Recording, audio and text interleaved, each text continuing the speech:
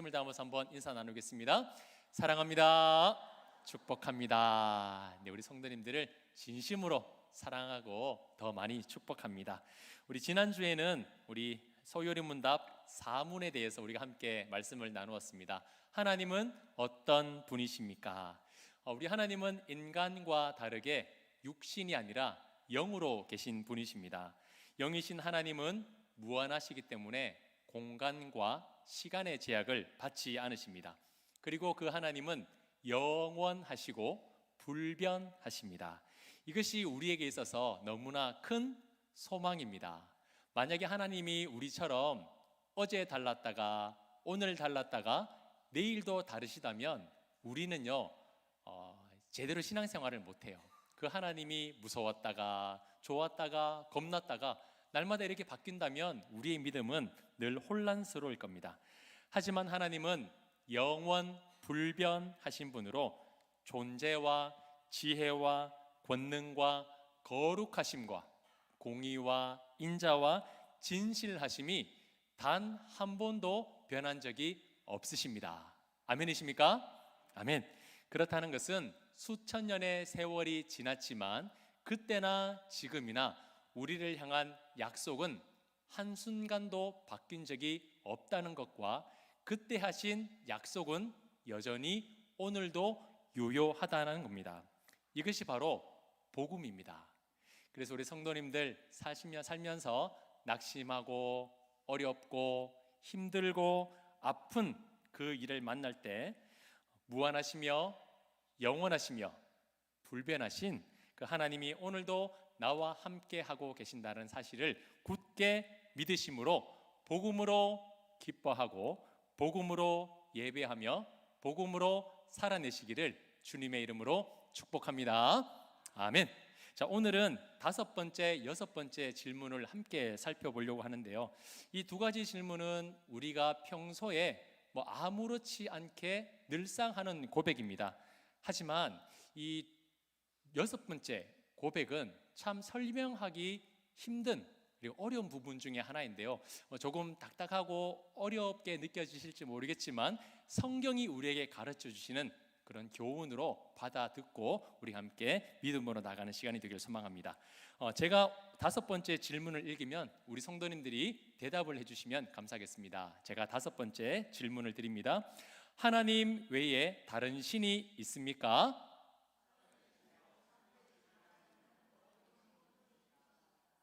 우리 성도님들 정말 살아계시며 역사하시는 하나님은 한 분이라는 것을 믿으십니까? 아멘. 자, 그런데 이상합니다.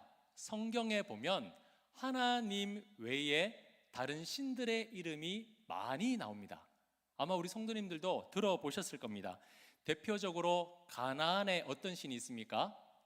바알과 아세라 신이 있죠. 그리고 암몬의 몰렉, 블레셋의 다곤, 시돈의 아스다롯, 바벨론의 벨 등 이방 민족들마다 섬기는 신들이 있습니다. 그렇다면 그것들은 신이 아닙니까? 네, 우리는 그것을 신이라 부르지 않고 무엇이라 하냐면 우상이라고 부릅니다. 우상의 뜻은 허수아비 모양으로 진짜가 아닌 허술하기 그지없는 모조품, 본뜬 형상이라는 뜻입니다. 진짜가 아니라 가짜라는 뜻이죠. 그래서 이 5번째 이 대답을 보면 재밌는 부분이 있는데요. 무엇이냐면 살아계시며 참되신 하나님은 오직 한 분이라고 말씀하는데 그것을 뒤집어 보면 어떻습니까? 죽어 있으며 거짓되고 헛된 가짜 신은 많다라는 겁니다. 살아있고 진실된 신은 한 분인데 거짓되고 죽어있는 신은 너무나 많다라는 거예요. 그럴듯하게 만들어 놓은 이미테이션이 많다라는 겁니다. 자, 그런데 이건 우리의 생각이지, 자, 그들도 자기들마다 믿는 신이 있고 자기의 신이 존재한다는 것을 믿으면서 빌고 있지 않겠습니까? 자, 그렇기 때문에 이런 용어 자체는 우리의 입장에서는 용납이 되지 않겠지만 100번 양보해서 이런 용어를 한번 사용해 보겠습니다. 고대에는 신들의 전쟁이 있었습니다. 신들의 전쟁. 이건 성경적으로 맞지 않습니다만 그들의 입장에서 한번 표현해 본 단어입니다. 자, 우리 성도님들, 출애굽 사건을 한번 떠올려 보십시오. 출애굽, 하나님께서는 애굽이 섬기는 신들이 얼마나 무기력하다는 것을 알려주기 위해서 10가지 재앙을 일으키셨는데, 그 10가지 재앙의 도구가 무엇이냐면 애굽이 믿는 신들이었습니다. 자기들이 믿는, 빌고 있는 그 신들을 이용해서, 신들이 존재하진 않죠, 그 신의 그런 형상이나 물건을 가지고 하나님께서 재앙을 내리셨습니다. 더더구나 애굽은 무엇을 믿었습니까? 최고의 신으로 태양신을 숭배했던 나라였습니다. 근데 하나님께서는 그 땅에 흑암의 재앙을 내리심으로 이 태양을 무기력하게 만드는 것도 하나님이 친히 보여주셨습니다. 자, 그리고 그 유명한 850대 1의 갈멜산 전투, 아마 우리 성도님들 다 아실 겁니다. 바알과 아세라 선지자 850명이 모여서 자신들이 믿는 신의 능력을 한번 보여주려고 그들이 뭉쳤습니다. 제단 위에 송아지 한 마리를 각을 떠서 올려 놓았습니다. 그리고 불을 붙이지 않은 채 엘리야, 너의 신과 우리의 신들의 이름을 불러서 누가 진짜 신인지 한번 판가름해보자. 그들이 정면으로 도전을 했습니다. 850명의 바알과 아세라 선지자들이 아침부터 나와서 바알과 아세라의 신의 이름을 불렀습니다. 어떤 일이 일어났을까요? 아무 일도 일어나지 않았습니다. 급기야 그들은 자신의 몸에 상처를 내고 피를 내면서 바알이여, 아세라 신이여, 우리의 기도를 들어주십시오, 피를 내고 자해를 냈지만 여전히 아무 소식이 없었습니다. 그때 우리의 용사 한 사람이 등장을 하죠. 엘리야입니다. 근데 엘리야가 이상한 행동을 하죠. 기름을 부어도 모자랄 판에 제단과 제단 주위에 무엇을 붓습니까? 물을 가득 가지고 와서 제단 위에 들이붓습니다. 기름을 부어야 되는데 물을 부었다는 것이죠. 그리고 엘리야가 하늘을 향해서 기도합니다. 하나님, 응답해 주십시오. 그러자 어떤 일이 일어났습니까? 하늘에서 불이 떨어져 그 도랑과 모든 제단과 흙까지도 다 태워버렸습니다. 그 외에도 저마다의 신들의 이름을 부르면서 하나님을 대적했지만 모두 패하고 말았습니다. 당연한 것이 그 모든 신들은 다 우상이기 때문이죠.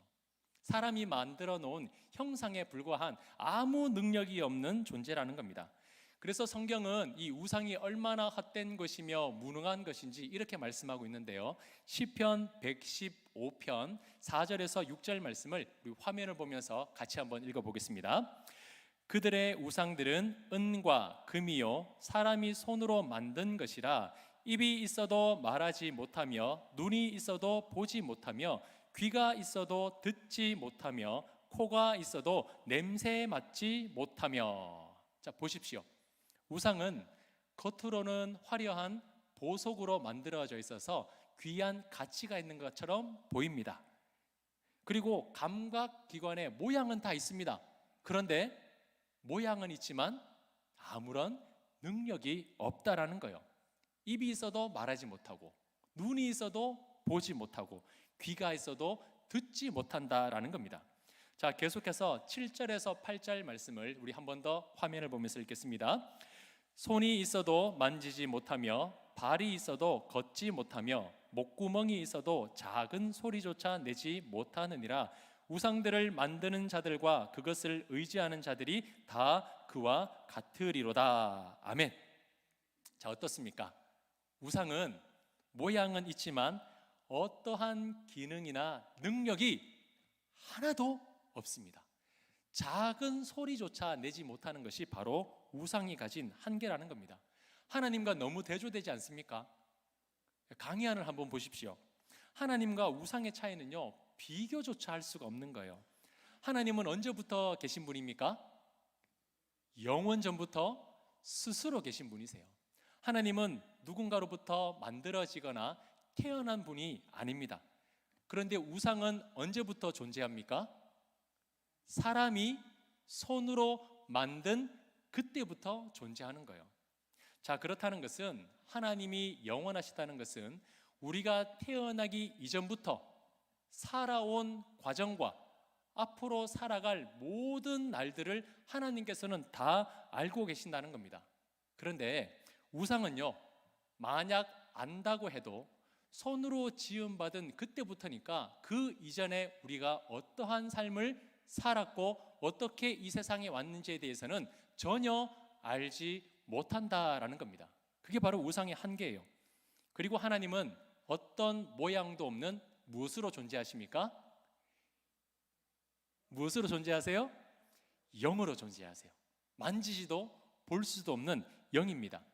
반대로 우상은 형상으로 존재합니다. 많은 사람들은 보여야 믿을 수 있는 신이지, 신이라면 이렇게 화려하고 이렇게 크고 이렇게 강하게 생겨야 믿을 만한 신이지라고 할 수 있겠지만, 눈에만 보일 뿐 만지지도 못하고 발이 있어도 걷지 못하고 그냥 그 자리에 그대로 있을 뿐입니다. 내일이 무슨 날인지 아십니까? 5월 5일임과 동시에 4월 초 8일입니다. 어떻게 날짜가 이렇게 겹쳤는지 몰라요.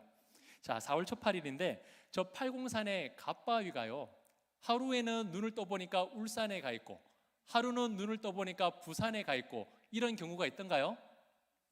네, 저 팔공산 갓바위는 통일신라 시대인 9세기경 정도에 이제 조각된 것으로 추정이 되는데요. 1000년이 넘는 시간 동안 그냥 그 자리에 무거운 갓을 쓰고 늘 그 자리에 앉아 있습니다. 한 번도 스스로 움직인 적이 없어요. 아파하고 괴로워하고 있는 사람들에게 찾아가서 만져주거나 위로해 준 적도 없습니다. 조각된 형상 그 이상도 그 이하도 아니라는 겁니다. 하지만 영으로 존재하시는 하나님은 시간과 장소의 제약이 없기에 그를 바라보고 그를 구하는 모든 사람들에게 찾아가시며 함께하는 분이십니다. 그분이 바로 우리의 하나님이라는 거예요. 또한 우리 하나님은 복과 화를 주관하셔서 우리 삶을 인도하시고 보호하시고 생명을 주심으로 결국 구원해 내십니다. 그런데 우상은 어떻습니까? 작은 소리조차 낼 수 없어요. 걷지도 못해요. 만지지도 못해요. 움직이지도 못합니다. 결국 아무것도 할 수가 없습니다. 그래서 그것 앞에 열심히 빌고 빌지만 돌아오는 것은 허무함이 돌아와요. 내가 이렇게 하려고 그만한 노력을 했는가? 내가 이렇게 능력 없는 형상 앞에 이렇게 빌었는가? 결국 무기력하고 허무함만 남게 되는 겁니다.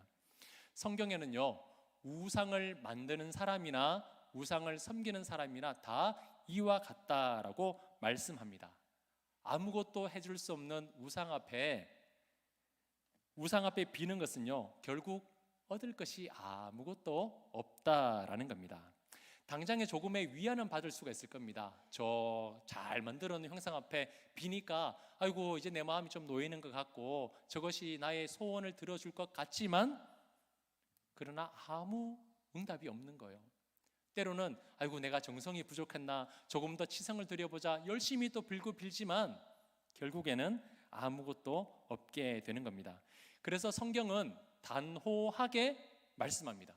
설명이 아니라 선언하고 있어요. 신명기 6장 4절 말씀, 우리 화면을 보면서 함께 한 목소리로 선포하겠습니다. 시작.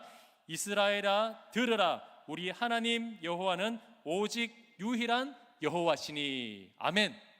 아멘이십니까? 오직 우리 하나님 여호와는 둘이나 셋이나 넷이 아니라 유일한 하나님이심을 믿습니다. 아멘. 그래서 우리는 유일신 하나님을 믿어요. 그런데 이 6번째 질문을 보면 조금 이해할 수 없는 말씀이 나옵니다. 자, 제가 6번째 질문을 한번 드릴 테니까 우리 성도님들이 강의안이나 화면을 보시면서 한번 답해 보시길 바랍니다.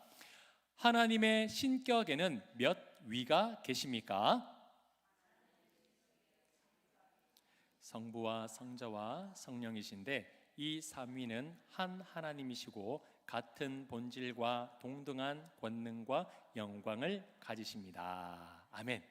조금 어렵게 풀어 있는 말씀이긴 하지만 이건 굉장히 중요한 말입니다. 하나님은 한 분이십니다. 아멘으로 대답하셨습니다. 자, 그런데 신격으로는 삼위로 계신다라고 우리에게 가르치고 있습니다. 자, 이게 좀 어려운 말인데요. 신격이라는 것은 하나님의 거룩한 본성과 본질을 말합니다. 신격은 하나님의 본질입니다. 자, 그러면 위격이라는 것은 의지와 지성을 갖춘 독립된 인격체입니다. 자, 다시 말해서 하나님은 한 분이신데 지성과 인격을 가진 독립체는 몇 분이 계신다는 거예요? 성부, 성자, 성령 세 분이 계신다는 겁니다. 한 분이신데 위격으로는 세 분이 계신다. 이건 굉장히 좀 이해하기가 힘든데 우리는 이것을 가리켜 삼위일체라고 믿고 고백을 합니다. 자, 여기서 헷갈리는 거예요. 삼위라는 것은 각각 인격을 가진 실체가 있다는 건데 그러면 세 분이지 않습니까? 맞습니다. 성부, 성자, 성령 하나님 세 분이 계세요. 그런데 이 세 분이 각각 따로가 아니라 한 하나님이다 라고 성경이 가르치고 있는 겁니다. 쉽게 말해서 1 더하기 1 더하기 1은 얼마입니까? 3, 1 아닌데요. 1 더하기 1 더하기 1은 3입니다. 그런데 성경에서 말하기를 1 더하기 1 더하기 1은 1이라고 말합니다. 이건 우리의 이성으로는요 계산할 수가 없고 납득할 수가 없는 말이에요. 각각 떨어진 하나지만 이것이 완전한 하나다라는 겁니다. 위격이라는 것은 이 세 분이지만 이 세 분이 서로 구별되거나 나누어지지 않고 완전한 하나다라고 말씀하고 있는데 이건 우리의 이성과 언어로는요 도저히 풀어낼 수가 없는 거예요. 이건 신비로운 겁니다. 그래서 신비로운 것으로 남겨두는 거예요. 그래서 위대한 신학자 어거스틴이 이런 말을 했습니다. 삼위일체 하나님을 다 이해하려고 하는 것은 마치 바다를 한 국자 하나로 측량하는 것과 같다. 여러분, 국자 하나를 들고 동해 바다로 가서 이 바다에 있는 물이 얼마나 많은지 다 떠서 확인할 수 있겠습니까? 불가능해요. 우리의 이성이 국자 하나와 같고 하나님이 이 무한하신 바다와 같다라는 거예요.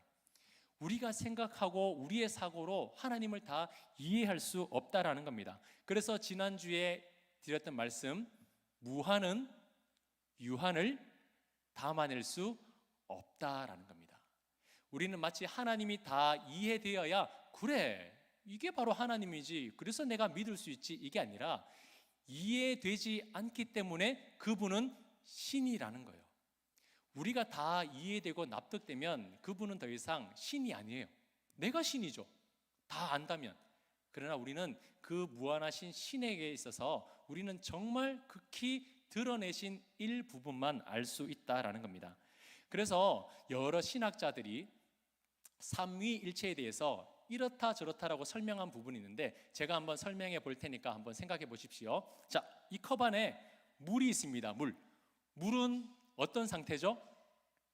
액체입니다. 그렇죠? 근데 이 액체가 차갑게 하면 어떻게 되죠? 얼음이 되죠. 얼음은 어떤 상태입니까? 고체입니다. 자, 이 고체에 열을 팍 가하면 끓어서 수증기가 됩니다. 그러면 뭐가 되죠? 기체가 되죠. 하나의 물이 상태에 따라서 액체였다가 얼었다가 기체가 되는 것, 이게 바로 삼위일체다라고 말하기도 하고, 자, 그리고 저를 예로 들겠습니다. 저는 집에 가서 아내에게는 제가 뭐가 되죠? 남편이 됩니다. 아이들에게는요 아빠가 됩니다. 교회 오면요 목사가 됩니다. 이게 삼위일체다. 이 나라는 존재가 어디에 가느냐에 따라서 어떤 존재가 되느냐, 이게 바로 삼위일체다라고 가르치는데 이건 모두 성경적이지 않습니다. 이건 양태론이라고 해요. 하나의 존재가 시간과 환경에 따라서 다른 모양으로 바뀐다는 것인데 하나님은 그런 분이 아니십니다. 자, 또 하나 예를 들어 볼게요. 수박이 있죠. 수박은 겉은 뭡니까? 껍질이죠. 껍질 안에 빨갛게 뭐가 있습니까? 이제 알맹이가 있죠. 알맹이 안에 작은 씨앗이 있죠. 이 모든 게 합해져서 뭡니까? 수박이 되는 것처럼 껍질과 알맹이와 씨앗, 이게 합해서 하나의 수박이 되는 것처럼 하나님도 마찬가지다. 성부와 성자와 성령이 합해져서 한 하나님이 되는 것이다 라고 가르치는데, 이건 삼신론이라고 해서 이것도 성경적이지 않습니다. 목사님, 들어보니까 다 맞는 말 같은데 왜 아니라고만 합니까? 헷갈리게 하시겠지만 삼위일체는 이렇게 설명할 수 있는 게 아니에요. 성부, 성자, 성령 하나님은 마치 한 분 한 분 한 분이 부족한 존재가 모여서 한 하나님이 되는 것이 아니라 각각의 존재가 완전한 하나님이십니다. 그런데 위격, 그의 역할이 다르다는 거예요. 성부 하나님은 무엇을 하십니까? 구원을 계획하시고 천지를 창조하신 분이세요. 성자 하나님은 어떤 분이십니까? 하나님이 계획하신 구원을 성취하시고 우리를 사랑하신 분이세요. 그러면 성령 하나님은요? 그렇죠.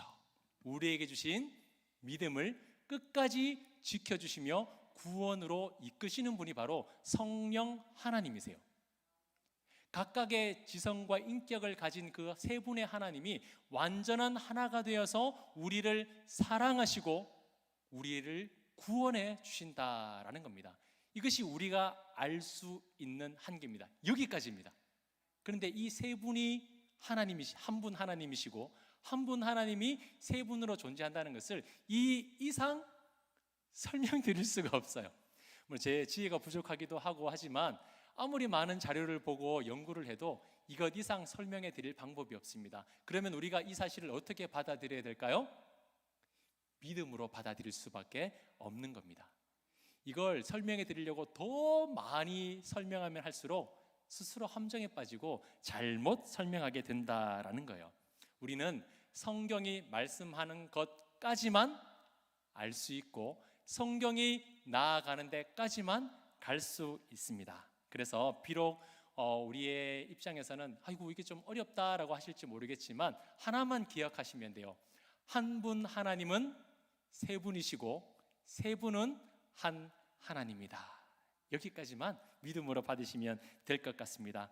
그래서 왜 성부, 성자, 성령 하나님이 따로가 아니냐? 자, 이걸 한번 예로 들어볼게요. 예수님이 요단강에 오셔서 세례 요한에게 세례를 받으신 장면 다 기억하십니까? 네, 그때 어떤 일이 일어나죠? 하늘에서 음성이 들리죠. 이는 내 기뻐하는 자라. 누가 말하셨습니까? 성부 하나님이 말씀하셨고 성자 예수님은 세례를 받으셨고 그때 어떤 일이 일어납니까? 그렇죠. 누가요? 성령이 비둘기같이 내렸습니다. 동시에 일어난 일이죠. 동시에 성부와 성자와 성령이 한 공간에 계셨어요. 그래서 이 물이 고체가 됐다가 기체가 되었다가 액체가 된다는 것은 말도 안 되는 겁니다. 그렇죠. 한 공간에 삼위 하나님이 함께 하셨습니다. 그나마 이 세 위격이라는 단어, 이 지성과 인격체라는 이 단어도 하나님을 다 표현하기에는 너무나 부족한 단어예요. 그런데 우리가 할 수 있는 이 최대한의 단어가 바로 이 위격이라고 표현할 수밖에 없는 겁니다. 자, 중요한 것은 우리를 구원하시고 계획하시고 이끌어 가시는 삼위 하나님이 완전한 하나가 되셔서 우리에게 완벽한 구원을 선물해 주신다라는 겁니다. 그래서 우리는 그것을 믿는 거예요. 우리의 구원은 완전한 구원입니다. 성부 하나님은 더 능력이 있고 성자 예수님은 조금 능력이 없고 성령 하나님은 그보다 더 능력이 없다? 아닙니다. 권능과 영광과 능력이 동일하십니다.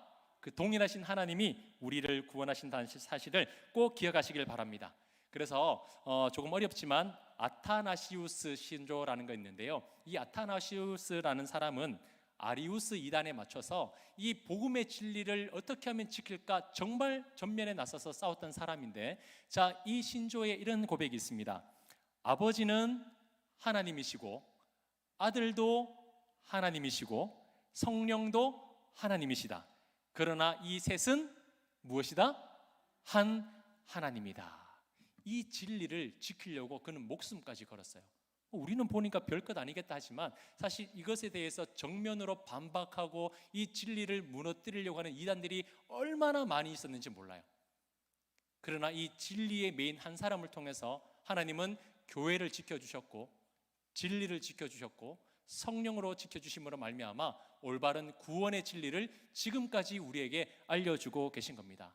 그래서 우리 성도님들, 혹시나 길을 가다가 선생님 놀라운 진리의 말씀을 전해드리겠습니다 하면서 삼위 하나님에 대해서 잘못 이야기를 한다면 이단 사입이라는 것을 분별해내시길 바랍니다.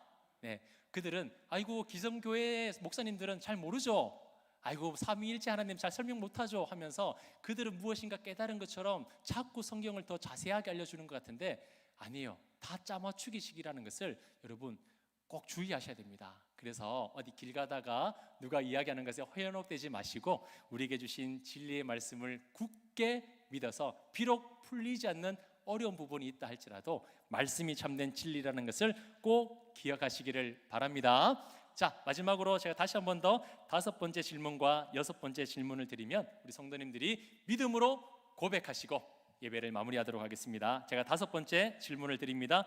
하나님 외에 다른 신이 있습니까? 살아계시며 참되신 하나님은 오직 한 분뿐이십니다. 하나님의 신격에는 몇 위가 계십니까? 하나님의 신격에 3위가 계시니 성부와 성자와 성령이신데 이 3위는 한 하나님이시고 같은 본질과 동등한 권능과 영광을 가지십니다. 아멘. 이 진리의 말씀을 굳게 붙들며 믿음을 올바로 세워나가시기를 주님 이름으로 축복합니다. 아멘.